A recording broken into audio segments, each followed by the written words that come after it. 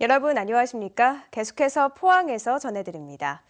원전 찬반 주민투표일이 다가오는 가운데 오늘 영덕에서는 원전 반대 집회가 열렸습니다. 농번기라 많은 군민들이 모이지는 못했지만 참석자들은 11월 11일 주민투표에 군민들의 관심을 호소했습니다.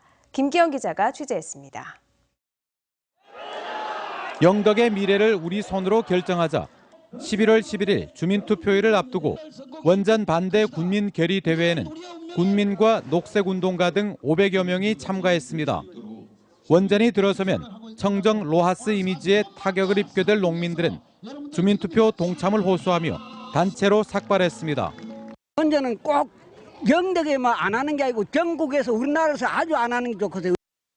경주 월성원전 인근 주민들은 원전이 들어선 지 30년이 지난 지금 각종 지원금으로 경주시만 윤택해졌지 관광객이 없어 자신들은 한수원에 이주를 요구하고 있는 상황이라고 증언했습니다.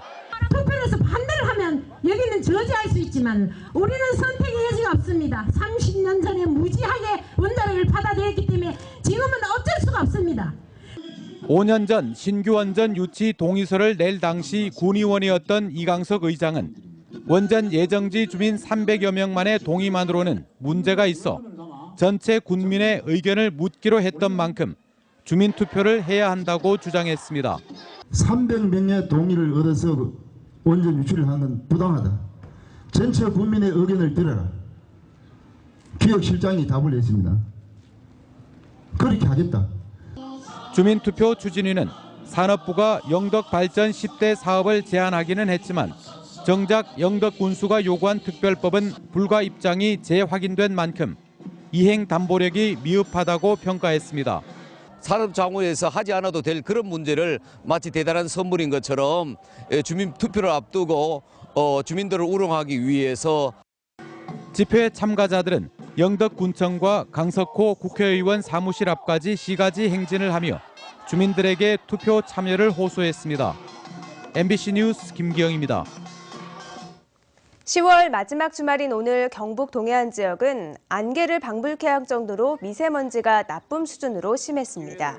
내일은 중국에서 내려오는 고기압의 영향을 받아 대체로 맑은 가운데 일교차가 크고 오늘과 비슷한 기온 분포를 보이겠습니다. 내일까지 울릉도와 독도에는 강한 바람이 불겠고 동해안에도 약간 강하게 불어 시설물 관리에 주의가 요구됩니다.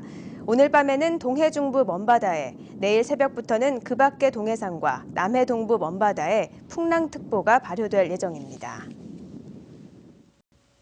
벼 수확기를 맞아 고품질 쌀 생산을 위해 적기 수확과 건조가 필요합니다. 시군은 벼 수확 시기가 빠르거나 늦으면 완전미가 감소한다며 벼알이 90% 이상 익었을 때 수확하고 종자용은 적기보다 조금 빠르게 거둬줄 것을 부탁했습니다. 또 벼 건조 시에는 도정과 수매용, 종자용에 따라 건조 온도를 다르게 하고 수분 함량은 15% 이하로 맞춰줄 것을 강조했습니다.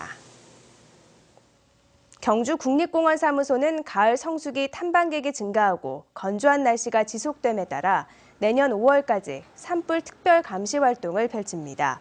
남산과 토암산 등 경주 지역 8개 국립공원 지구의 비법정 탐방로에 대한 출입 통제를 강화하고 흡연이나 취사, 인화물질 반입 등의 위법 행위를 철저히 단속할 방침입니다.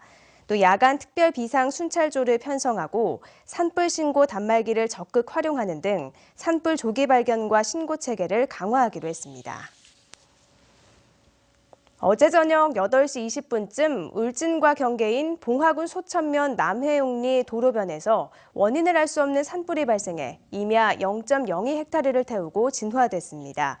불이 난 지역은 산이 높고 험한 지역이어서 소방차 진입에 어려움을 겪었고 울진군과 울진구규림관리소 등 진화대원 120여 명이 직접 산에 올라 진화에 나섰습니다.